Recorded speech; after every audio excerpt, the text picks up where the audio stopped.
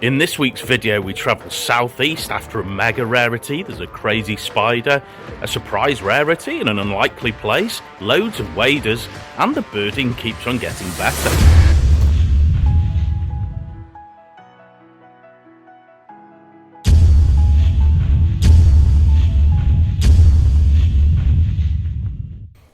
Hello folks, and welcome back to another birding adventure, and this one is a real roller coaster, which began with a 5-hour drive down to Suffolk.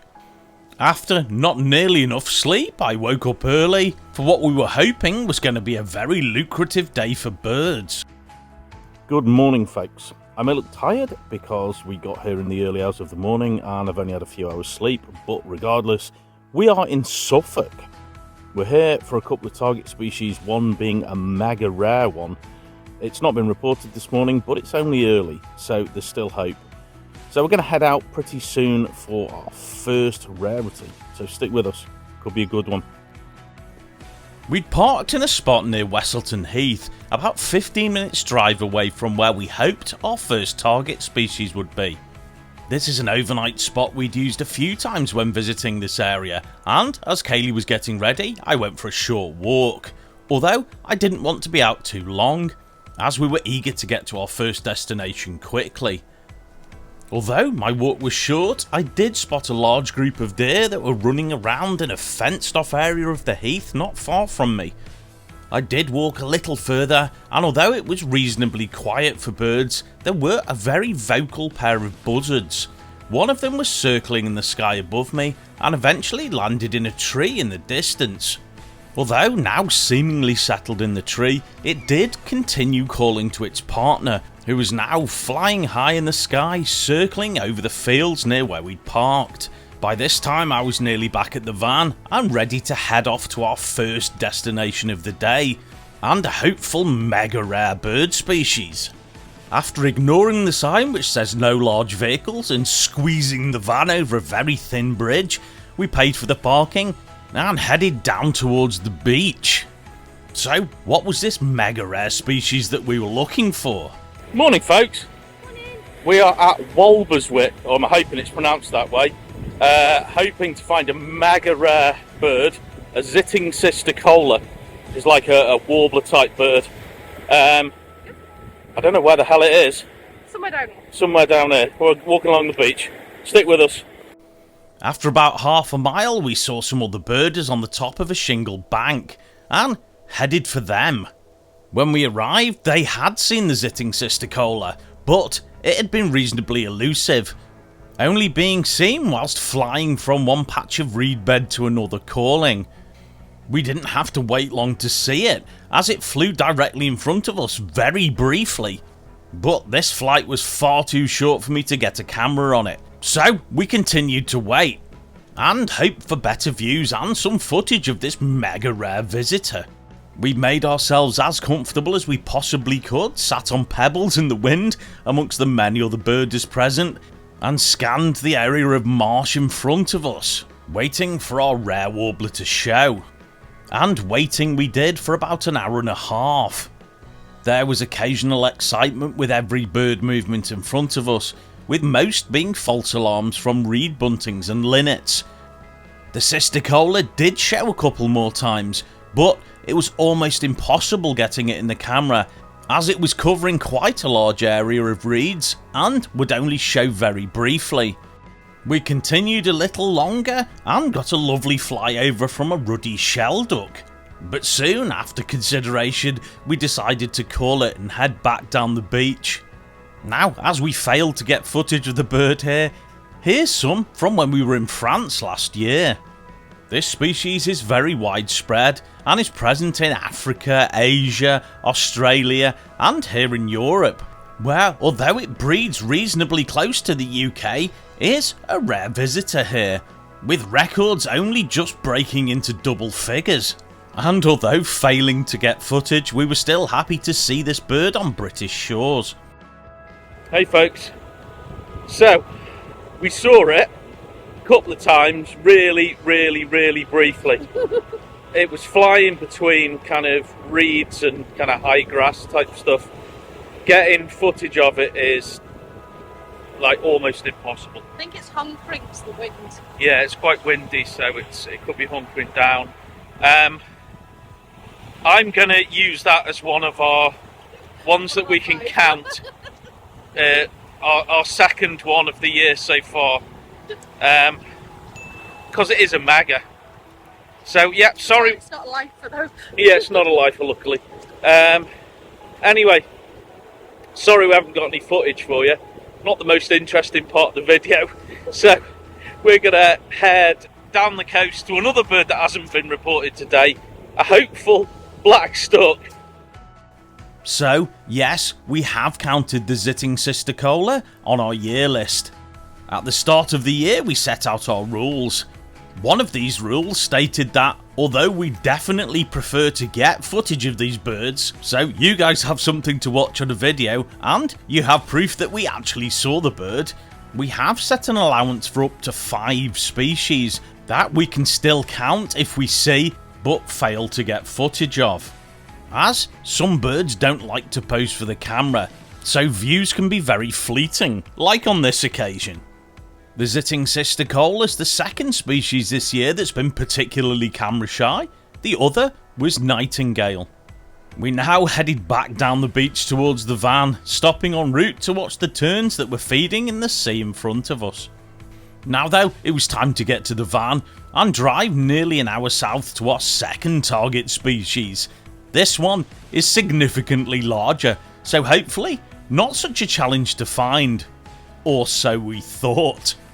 When we arrived at Boyton Marshes, we were unclear of actually how to get to where the bird had been seen today, but with help from a couple of walkers, we were pointed in vaguely the right direction. Hey folks, we are in Boyton now. It's about lunchtime. We're here for the Black Stork, but it's given us a bit of a runaround. It's a fishing lake, which is about a mile to a mile and a half away from where we are, whichever direction you go. So it's a guessing game. So it's a bit of a guessing game. We're going to try and head there in hope that it doesn't move. If not, it's going to be another not enough luck. So stick with us and keep your fingers crossed for us. Wish us luck. Although this young Black Stork had been here for a number of days, and it had generally shown really well, it had been reasonably mobile between the fishing lake and a ditch where it had spent a lot of time feeding. Our hope was that the stork wouldn't relocate before we arrived at the fishing lake, and that the views here would be reasonable.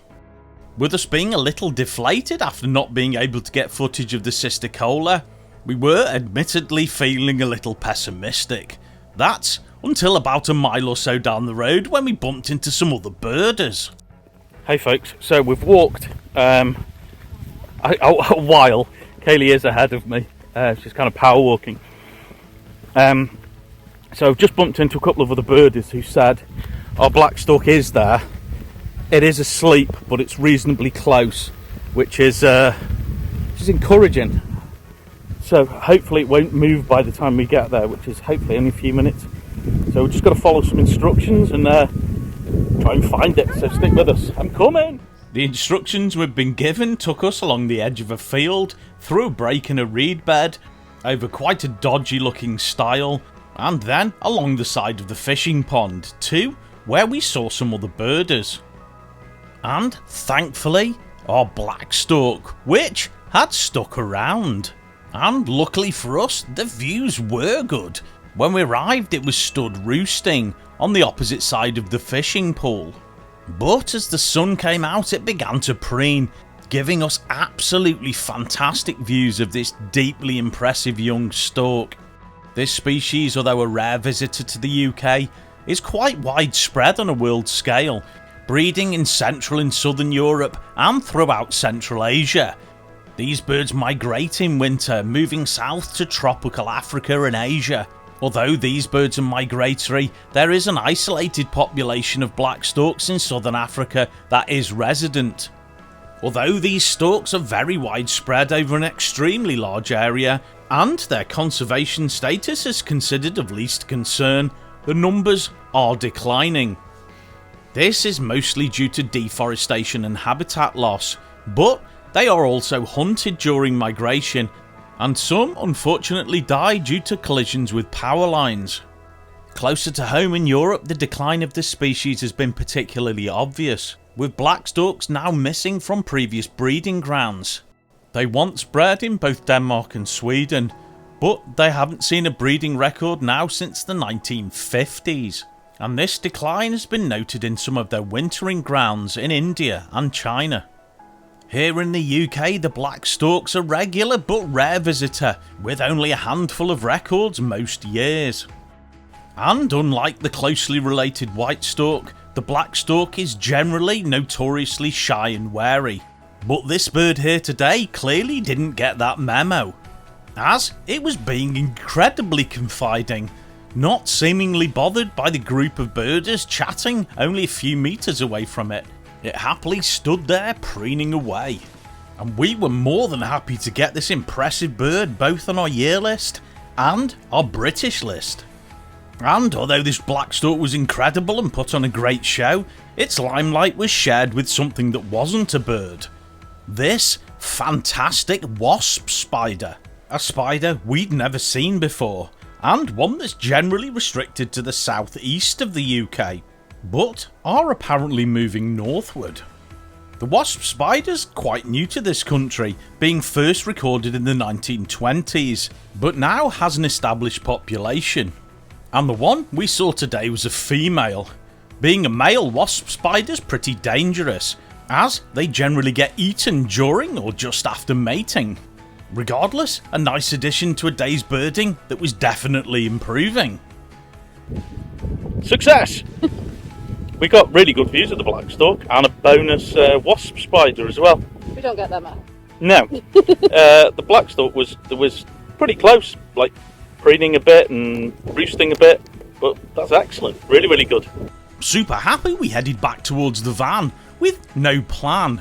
That's until Kaylee quickly made a plan. This led to us driving about an hour and a quarter north to an unlikely destination.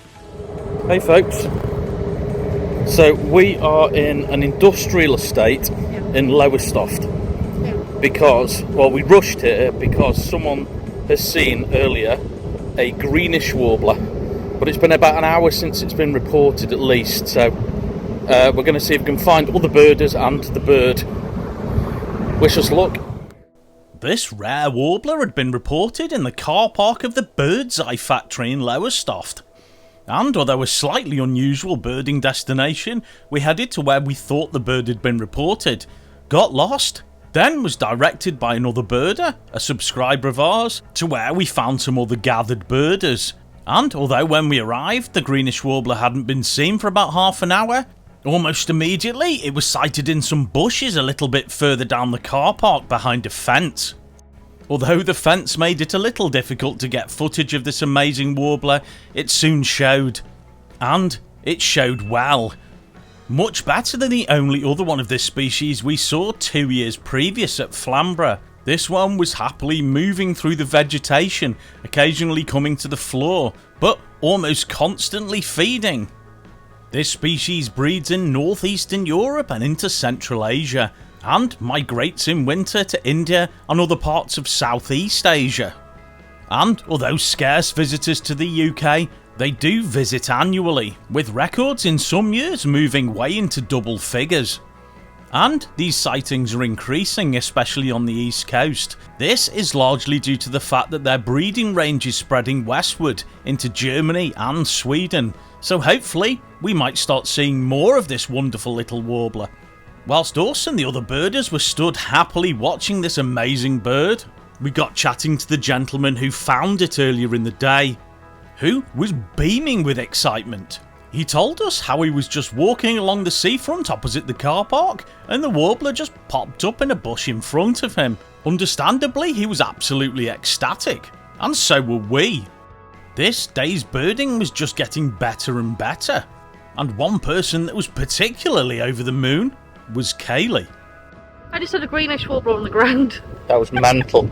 We turned up. I didn't have a lot of confidence in this, and then somebody posted it was showing well, And then we had to find... One of our subscribers told me where it was. Yeah, we had to try and find I everyone. apologise for not talking to you as well. Yeah, thanks so much. That was crazy cool. Super happy with that. That was just amazing. I think it's probably dinner time soon. The plan was to have dinner and then move on, but that kind of switched round. We had a snack and drove 2.5 hours north into Lincolnshire to one of our favourite little RSPB reserves. We hadn't just come here for a wander around. Earlier in the day there'd been a bird sighted here, which we needed for our year list. Hey folks, we are at Frampton Marsh. We've just driven about 2.5 hours. It's a bit windy if you can't hear us. We're hopefully for a 10-minute stint. It's quite late in the evening, so we're going to go and have a quick look and then grab some dinner. So stick with us. Although it was late and soon to be going dark, we headed out into the reserve and to the reed bed hide, where the 10-minute stint had been seen earlier that day and the previous day. Although by now it was at least 7:30 in the evening and there'd been no sightings since about 1 o'clock. It was though a lovely evening and we were the only people there, so we had the reserve to ourselves. When we arrived at the hide, we were greeted by some lovely sand martins and also the sun being directly in our eyes. This made bird ID a little difficult.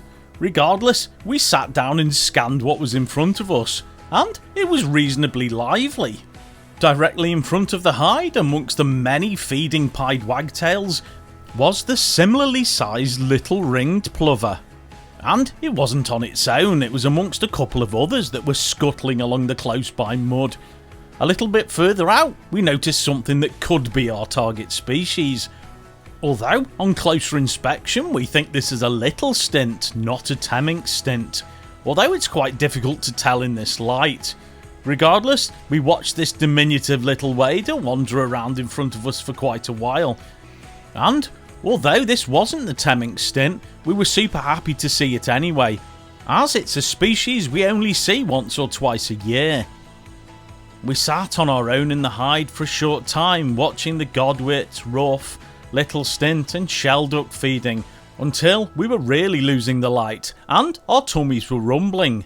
So we headed on the walk, past the sunflowers, back to the van, and Kaylee prepared some dinner. Kaylee's cooking again. We've got pasta. We've got some nice pasta with a tomatoey mascarpone type of sauce. Which will be lovely. Which will be lovely. Thank you, babe. You're welcome. We ate our dinner reflecting on what a day's birding it had been, whilst watching the geese fly over.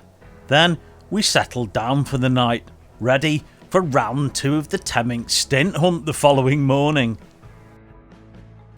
I woke up early, leaving Kaylee to sleep, and walked out into the reserve, this time determined to find our target species. Morning folks, it's early in the morning and I've got up in the hope that I can find that 10-minute stint. I left Kaylee in the van and headed out, so stick with me, see if we can find it. The route down the path towards the hide was teeming with bird life. I stopped many times to check out what was about. There was good numbers of linnet that were flying around in groups, some sitting on the top of bushes singing. On the path there was meadow pipits jumping in and out of the vegetation feeding, and a little bit further down in one of the bushes a mystery warbler. I suspect this is a reed warbler, but please confirm or correct me if I'm wrong. I continued walking down the path, past large flocks of feeding goldfinch. These stunningly colourful finches were flying down from the trees to the low vegetation to feed. I now though continued on to the reed bed hide, in the hope that I might find a 10-minute stint, and to see what else was about. Despite it being pretty early in the morning, I wasn't alone in the hide this time. There were 2 other birders present. Unfortunately though, no one had seen the 10-minute stint yet. Although there were loads of wading birds present today, and with the light behind me, the views were excellent. So I sat and scanned through the birds present to see what was there. On the island in front of me there was a common sandpiper and in front of it a green sandpiper roosting. One extremely numerous species, some that were close and some that were flying further in the distance, were lapwing. There were tons of them, some of them really vocal. Whilst I was watching these lapwing and the avocets and dunlin that were feeding in the water, a snipe flew in and started feeding really close to the hide. This was an incredibly confiding bird, although I think it was aware of us because occasionally it'd stick its head up and look at the hide. Regardless, it would then get straight back to feeding. One species I wasn't expecting to see, but found feeding in the distance, was a curlew sandpiper. This species is usually seen on autumn migration as it passes through on its way to Africa, with Britain being on the westernmost point of its migration path. Regardless, a few hundred are seen every year. This individual was wonderful and was still sporting some of its red summer plumage. And for me, only the second one I'd seen this year. So, a great sighting. Another great sighting was the little stint we'd seen the previous evening, and this time it was showing even better. In fact, probably the best views of this species I'd ever had.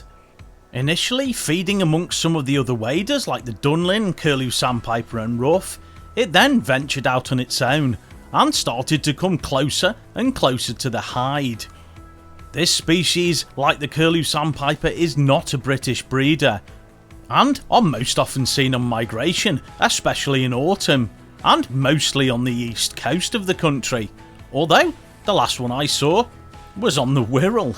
Regardless, this is the smallest wader regularly seen in the UK, and is often identified by its small size.